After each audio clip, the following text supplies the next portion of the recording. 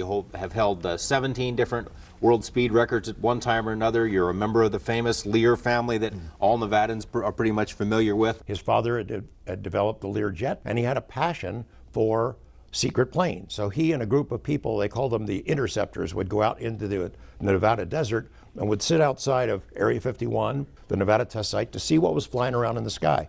You don't sound like the kind of guy who would get hooked up in something that a lot of people would say is a bunch of nonsense. No, it's just by coincidence that I got really interested. This about 2 years ago. My father saw a UFO and my brother did. And one day, John Lear walks into the news station, this is in 1987, with a stack of documents, UFO documents, and he plops them on Ned Day's desk, and he says, Ned, this is the biggest story you will ever cover in your life. It's about a cover-up of massive proportions. You're going to become famous. You got to do this story. He pushes the documents over, and Ned starts reading them, and he pushes the pile back, and he tells Lear, this can't be true. If this was true, this UFO cover-up, then I'd already know about it, he says. I'm eavesdropping, as I tend to do. And I said, Mr. Lear, let me take a look at that stuff. So I read through it, and at the time I produced a little talk show, a half-hour public affairs show called On the Record. Hello and welcome to On the Record. And it would air on Saturday or Sunday morning at 6 or 7 o'clock. And I said, John, you want to do this show? And I put him on, and I just let him go. I'll give you the bottom line. Okay. I'm not trying to sell it. I want to hear your thesis. I'm not trying to sell a book. I'm not trying to promote a lecture. This is based on what I've come across after intense research in the last year. And I have found out that the government has retrieved between 10 and 15 actual flying saucers, 3 of which have been in perfect condition, 1 of which they tried to fly.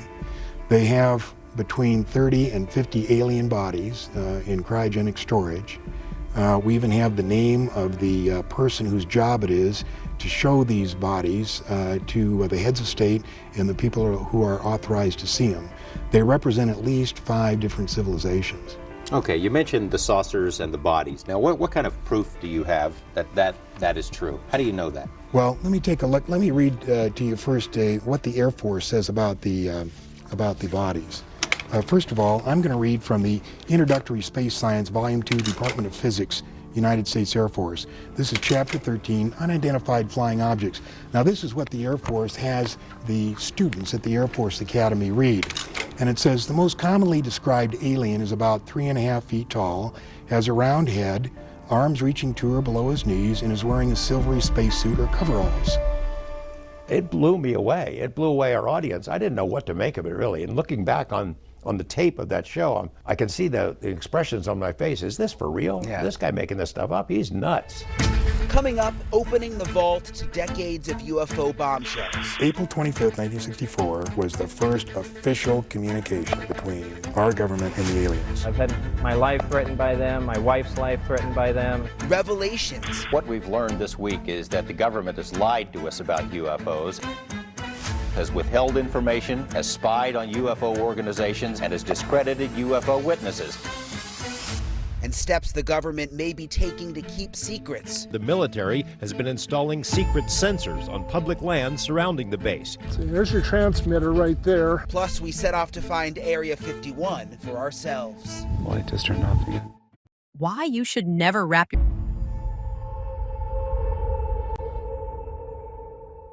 Welcome back. UFOs, are they real? We're talking with John Lear on the subject. The most commonly described alien is about 3.5 feet tall and is wearing a silvery spacesuit or coveralls. I can see the expressions on my face. Is this for real? Yeah. This guy making this stuff up? He's nuts. Now, I'm not making this up. This is an Air Force. You can pick out an Air Force physics book and read this stuff. And at the end of the chapter, they go on to say, this leads us to believe in the unpleasant possibility of alien visitors to our planet, or at least of alien-controlled UFOs. Now, the picture that we have of the big head that the Air Force describes, this picture was drawn by an Army surgeon. These are one of the bodies that was recovered in the famous Roswell incident of 1947. Tell us about that. It was the first flying saucer that crashed and was recovered by the Army. Originally, the Roswell Army Air Base announced it had recovered a flying saucer from a ranch outside Roswell. The story made headlines around the world, but hours later, higher up said no, it was a weather balloon. pieces of the balloon were shown to reporters. Years later, the officer who first visited the crash site, Major Jesse Marcel, confided that the weather balloon story was a cover-up. One thing I was certain of, being familiar with all air activities, that it was not a weather balloon, nor an aircraft, nor a missile. It was something else of which we didn't know what it was. What was shown to reporters wasn't what he found. The newsmen saw very little of that material, a very small portion of it. And none of the important things like these members that had these hieroglyphics or markings on. And when the general came in, he told me not to say anything, that he would handle it. Since Marcel's admission, scores of other witnesses have also surfaced. And one of the surgeons that was responsible for the autopsy drew that picture. This is an autopsy report, and you said the government goes to great lengths, the Air Force in particular, to discredit this kind of stuff. Where did this come from? How did you get this? That came from the private collection of Leonard Stringfield, who was one of the premier researchers. He worked for the Air Force in the early 50s in a secret project reporting UFOs. Then as a civilian, he continued his private research, and this is out of his collection. You think maybe it's a top secret area? If the Air Force actually does have them, maybe they got him here? I'm certain they do.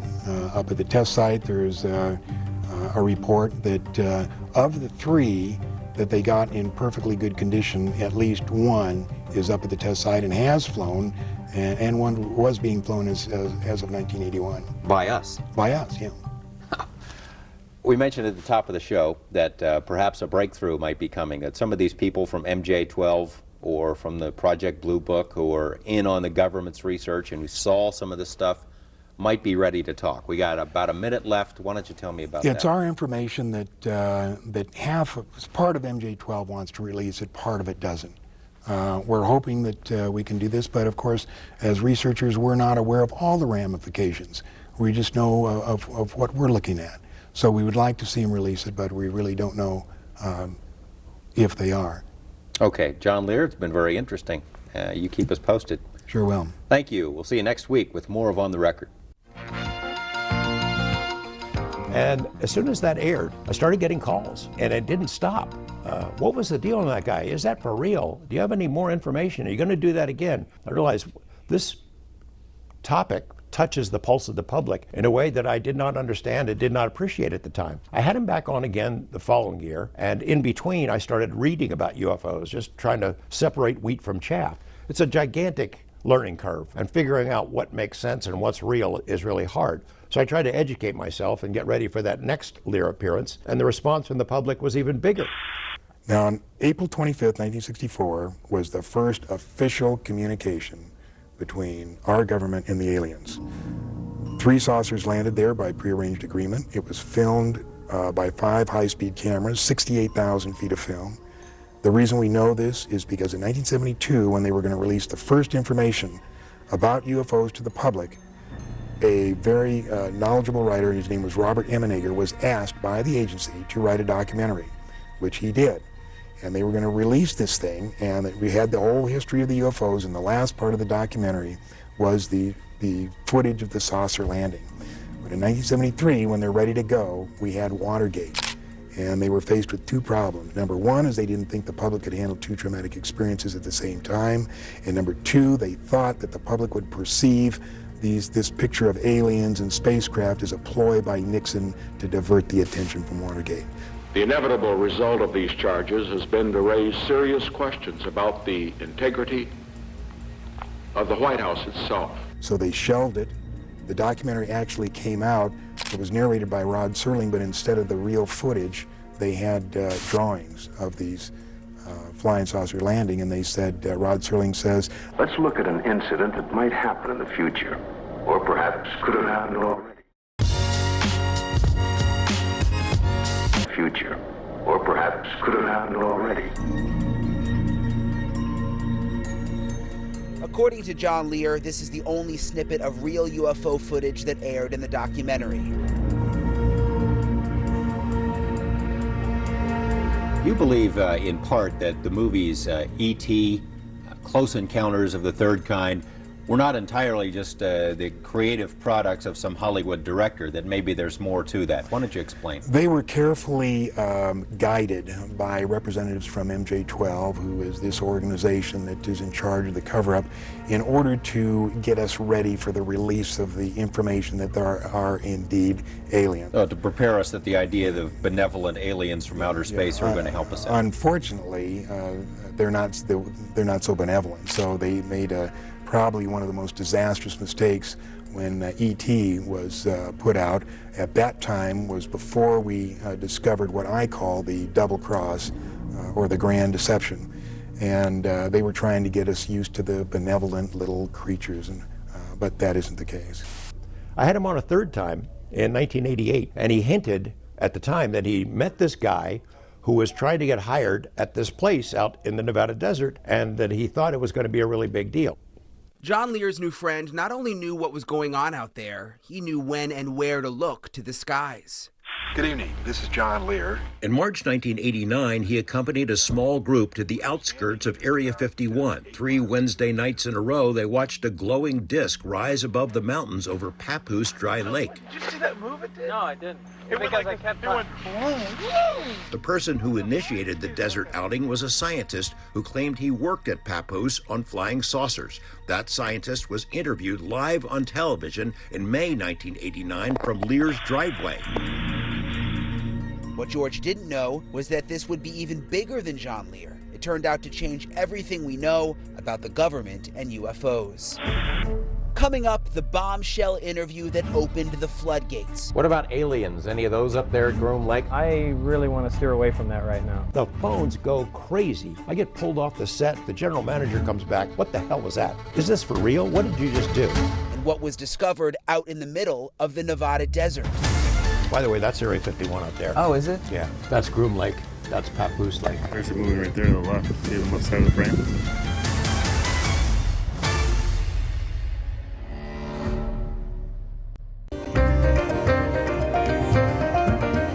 In the spring of 1989, I'm anchoring the 5 o'clock news, and we would have a 5-minute nightly interview segment, a live interview with somebody on the set. Our guest on this particular day canceled at the last minute. I'm thinking, who could we get to fill this? I called up John Lear. I said, you said you had a guy who was going to work out there and maybe work on flying saucers in the desert. Can we talk to him? I don't even know his name. We put a silhouette, we created a silhouette interview. He used a pseudonym, and out this story comes. Well, there's several, actually 9 flying saucers, flying discs, that are out there of extraterrestrial origin, and they're basically being dismantled. Some are, well, in various stages of completion, built from other parts, and they're being test flown and basically just analyzed. You say there's 9 saucers. How are those tests going? As far as what? As far as whether they're successful and that sort of thing. Oh, well, some of them are 100% intact and operate perfectly.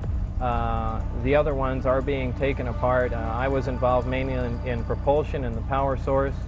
Basically, as far as I can remember, about half of them do operate, and the other half are just been torn down, basically to analyze the components to them. Where did we get these saucers? How did they come into the hands of the government? I haven't the slightest idea, and you have to understand the information is very compartmentalized, and I was only allowed information that pertained particularly to what I was involved in. But I mean, couldn't our government have made them as opposed to getting them from some alien beings? Totally impossible. The propulsion system is a gravity propulsion system. The power source is an antimatter reactor. This technology does not exist at all. He said, well, this is technology that we do not have. We were reverse engineering it, and I didn't know what that meant. I'd never heard of it before. Taking it apart to figure out how it works and to see how we might either be able to duplicate the technology or defeat it if we had to fight against it. In fact, one of the reasons that I'm going forward with this information, it's not only a crime against the American people, it's a crime against the scientific community, which I've been part of for some time. We're actively trying to duplicate these systems, yet they are in existence now and basically in the hands of the government. What would happen to you if the government learned that you were giving us this information? Anything could happen. I don't know. It's I haven't the slightest idea. Well, you said you referred to getting into trouble. Have you had some repercussions already? Yeah, I've been threatened with being charged with espionage. I've had my life threatened by them, my wife's life threatened by them, and I mean, I don't know where else you can go from there. Will the government ever tell us about the testing, and do the Soviets know about this? The Soviets were involved at some specific point. They were kicked out of the program rather abruptly in the middle. I don't know why that was or what happened. They're not very happy about it, and as far as them revealing it, I'm sure they have every intention of claiming that all the technology was developed here, and it was absolutely not. If the Soviets were kicked out of this testing program, why wouldn't they tell us about this? I have no idea. They weren't allowed all the information. Apparently they had some, and we were basically trading with them.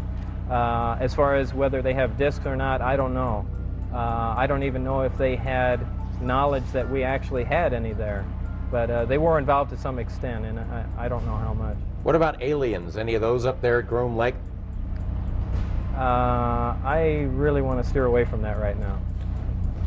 Is the Star Wars program in any way related to what's going on up there? I know some people believe that maybe we're building Star Wars for something other than the Soviets.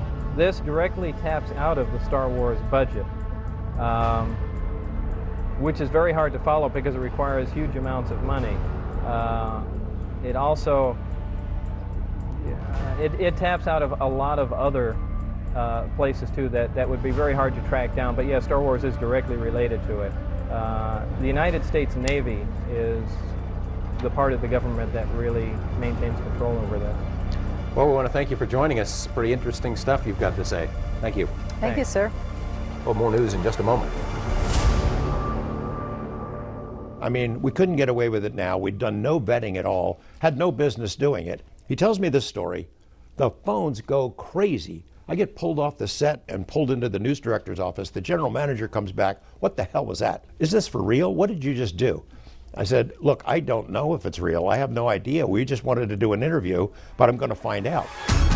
Coming up, a concealed test site now exposed to the world. Since those stories, tens of thousands of people have beaten a path out there to look around in the sky and to see whatever is flying around. But wait until you see what else George uncovered at Area 51, things the government didn't want exposed. And right here will be the time delay unit. Domino's didn't want exposed. And right here will be the time delay unit.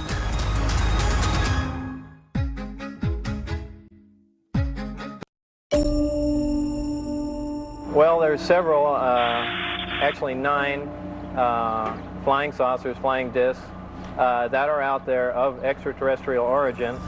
And he tells this story, and out in the desert, they'd built this facility into the side of a mountain, disguised it to look like desert so it couldn't be seen from the sky. And in that facility, he said, were these 9 hangars built side by side, and each one of those hangars was a flying saucer that came from somewhere else. So how do you know they're not ours? He said, well, this is technology that we do not have. Area 51, a now well-known military base that is synonymous with UFOs, but it's still shrouded in mystery to this day, with the exception of what George Knapp uncovered there. The military now admits what the world already knew. It has a, quote, operating location near Groom Lake, but the Pentagon says the base has no name. By denying the base has a name, the Defense Department hoped to forestall a lawsuit filed on behalf of base workers who claim they were exposed to toxic chemicals while working at Groom Lake. Despite official denials, the common name for the base has always been Area 51. We recently found this 1967 government map which lists that name. Subsequent maps left the name blank. To those who suggest that Area 51 has been shut down or moved somewhere else, there are a few points that are kind of tough to explain. For example, the bus filled with employees that comes in and out of the base several times each day. It's still there, all right, still closely guarded, but not much of a secret anymore. By the way, that's Area 51 up there. Oh, is it? Yeah, that's Groom Lake. That's Papoose Lake. So where is it? Can you see it on a map at all? Any of the buildings, or is this all pre? No, you can see some of that right there. Yeah. And that's the runway, and then those are some of the buildings from when that photo was taken. There is an entrance to Area 51 from here. And we've been up there to do stories on other matters. And the Department of Energy staff is always funny. They would just say, just don't look that way. Just look this way. Like, oh, of course I look that way.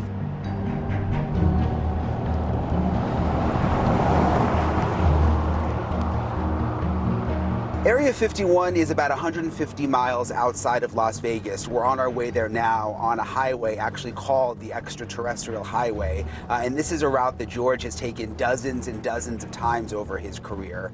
It's not exactly an easy place to find. You can't just Google Area 51 and figure out where the entrances are. You sort of have to know what to look for.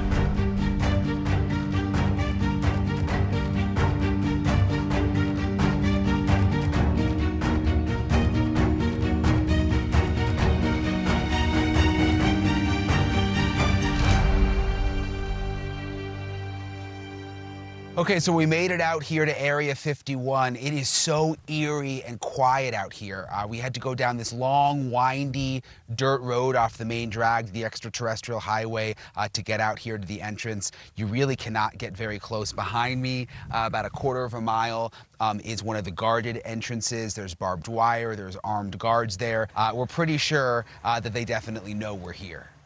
Trip after trip through the Nevada desert, George broadcasted the closest photos we've ever seen of Area 51. These photos, never before shown in public, are about as close as anyone will ever come to seeing what the place looks like again. The dry bed of Groom Lake, corrugated metal buildings, a 3-mile-long runway, and some highly sophisticated radar and detection equipment. It's been known by many names over the years: Dreamland, the Ranch, the Skunk Works. If ever there was a place to test a secret new technology, this is it. And that's exactly what's been done here for decades. Area 51 is where Francis Gary Powers and the other U-2 pilots were trained in the 50s, and where the U-2 itself was developed. The SR-71 spy planes that spotted Soviet missiles in Cuba in the early 60s were also developed at 51. 51 is where stealth technology was nurtured, where Star Wars devices are still tested, and where all manner of CIA monkey business has been plotted and refined. The CIA built it for use in the U-2 program. This is rare footage taken from Groom Lake of some early tests. Current warning signs indicate it's an Air Force facility, but all branches of the military have used it, along with most major defense contractors. The common thread has always been EG&G, which has had the contract to operate the facility since the beginning. What goes on there today? Plenty. Highly placed sources say the base employs about 1,800 people. One of their main missions is to evaluate Russian defense systems, equipment that's in the hands of unfriendly nations like Iran and Iraq. Another program at 51 is the stealth helicopter, although the technology isn't far along. As for flying saucers, the military admits it has built these unmanned craft. It may not be a coincidence that the Air Force's only unmanned aerial vehicle squadron is based at Nellis. Whatever's flying around out there still attracts visitors from all over the world. It's still newsworthy in Europe? Yes. No, also in Europe, Area 51 is well known. And this is all closed off, this whole area? Yeah, it's a secure facility. I mean, they would used to occasionally have tours out there, but it's kind of hard to get in there now. So. Do people live out there at all, or are they all commuted? They have a little town where people will stay for a short period of time. Our report set off a UFO stampede that is yet to diminish. Tens of thousands of people have trekked into the desert hoping to see a UFO, inspiring the Extraterrestrial Highway and creating a new industry for Tiny Rachel, which has become a UFO merchandise center and a hub for saucer watchers. It probably peaked in '97, coinciding with the 50th anniversary of Roswell, because we had media out here every day. The hype has been good to Rachel, but has given the military fits. Their secret base was no longer secret, and security officers had numerous run-ins over the years with over-exuberant alien hunters who crossed the line or came close to it. Base security resorted to high-tech spy gear, even low-flying choppers, to keep the saucer nuts out. As a neurologist, a high-tech spy gear, even low-flying choppers, to keep the saucer nuts out. There's really nothing out here. It's very, very remote surrounding Area 51. Now, we've heard stories that people have actually found surveillance equipment in the brush out here. The only strange thing that we've seen is there's this black wire that runs all along the perimeter road outside the base. George first revealed the lengths the government appeared to be taking to keep Area 51 a guarded secret, profiling a citizen whistleblower on a mission to expose it.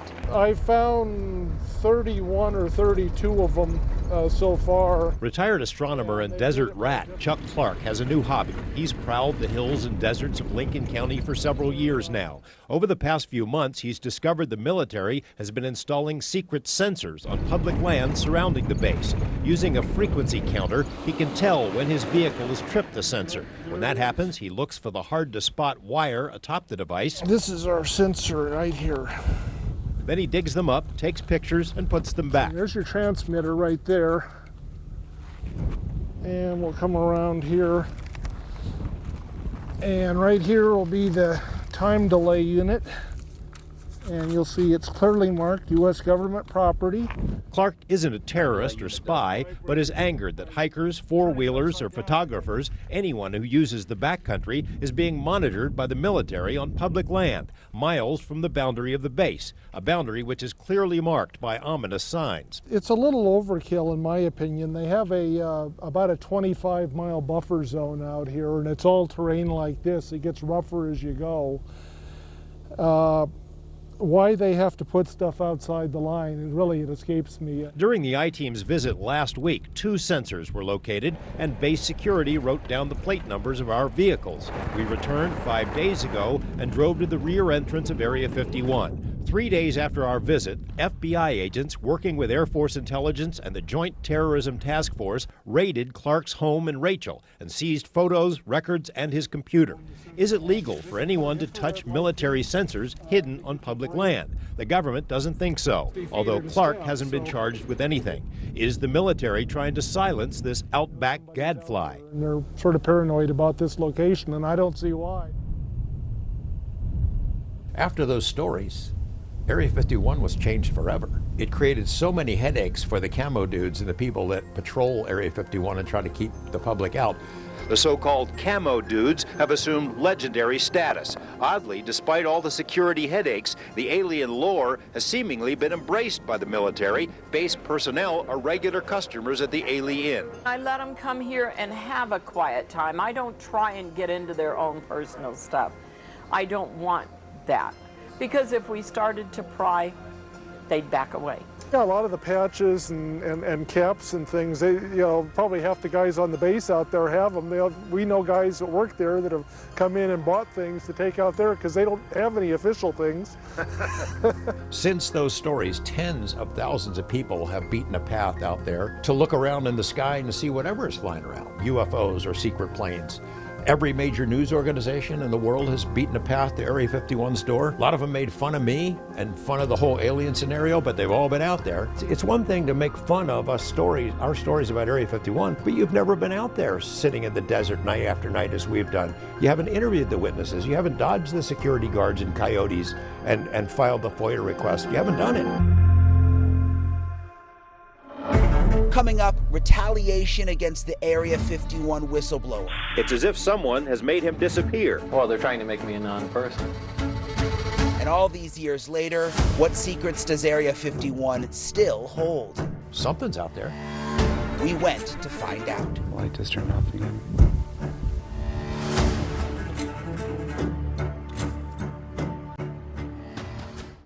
Despite the speculation, no one who knew Area 51 from the inside ever talked publicly about the saucer story.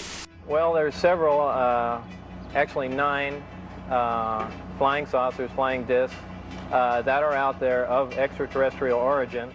He tells me this story. I mean, we couldn't get away with it now. We'd done no vetting at all. I don't even know his name. I get pulled off the set and pulled into the news director's office. The general manager comes back. What the hell was that? Is this for real? What did you just do? I said, look, I don't know if it's real. I have no idea. We just wanted to do an interview, but I'm going to find out.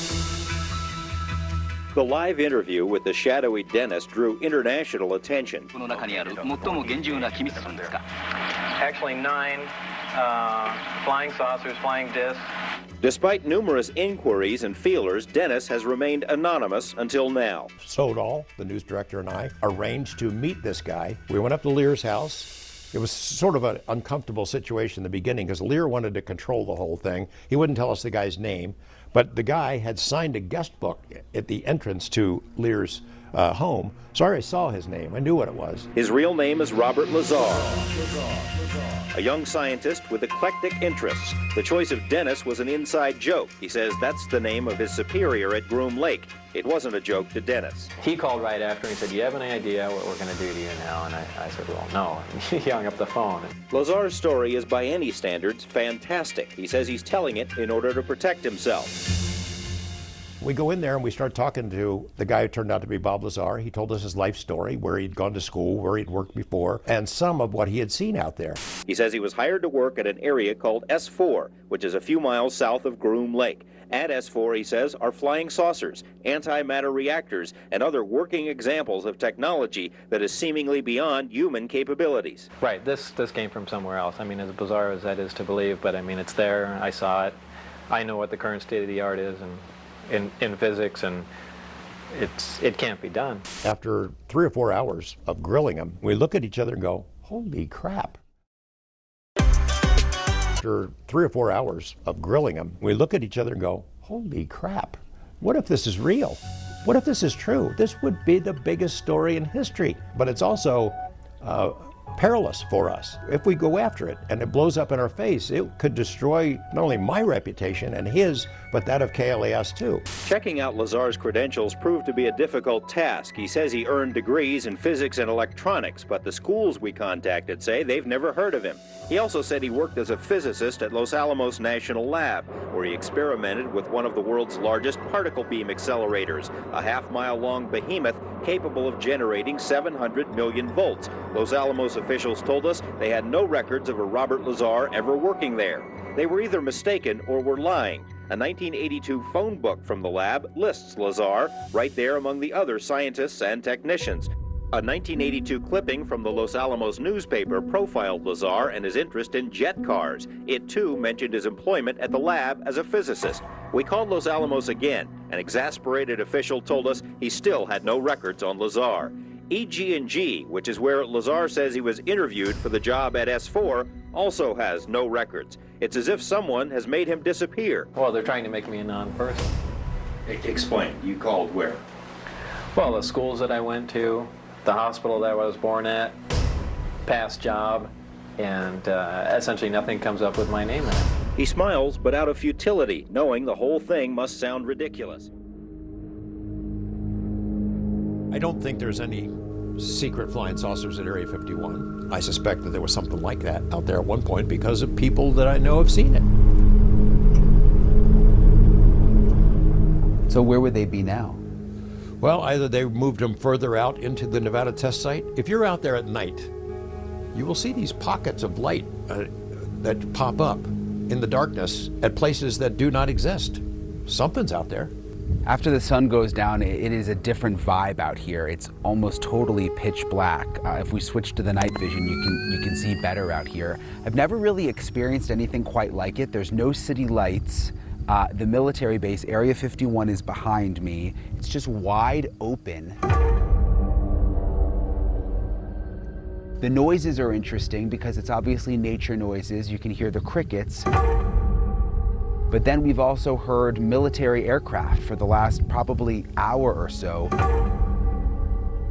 Obviously doing some kind of training missions. You can hear the planes flying overhead. You can't always see them. Sometimes there's flashing lights, sometimes there's not. There's a movie right there to the left. See the left side of the frame?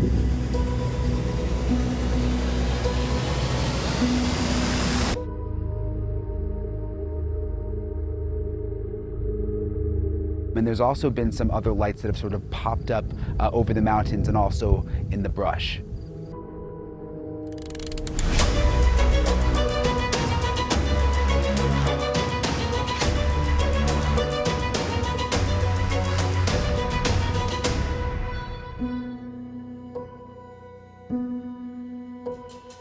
The light just turned off again.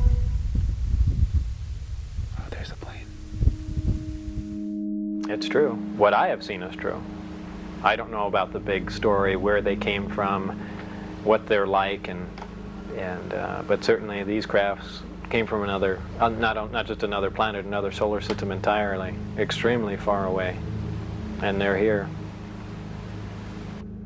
What we've learned this week is that the government has lied to us about UFOs, has withheld information, has spied on UFO organizations, and has discredited UFO witnesses. Now, none of this proves that UFOs are real, but it does indicate a disturbing level of interest, government interest, in the subject. If the government won't tell us what it knows, what about science? Well, science is supposed to stand for the investigation of the unexplained, not the explanation of the uninvestigated. And so far, science has avoided the subject like a plague. It's like what Roy Neary, the main character in the film Close Encounters, had to say: all we want to know is what's going on.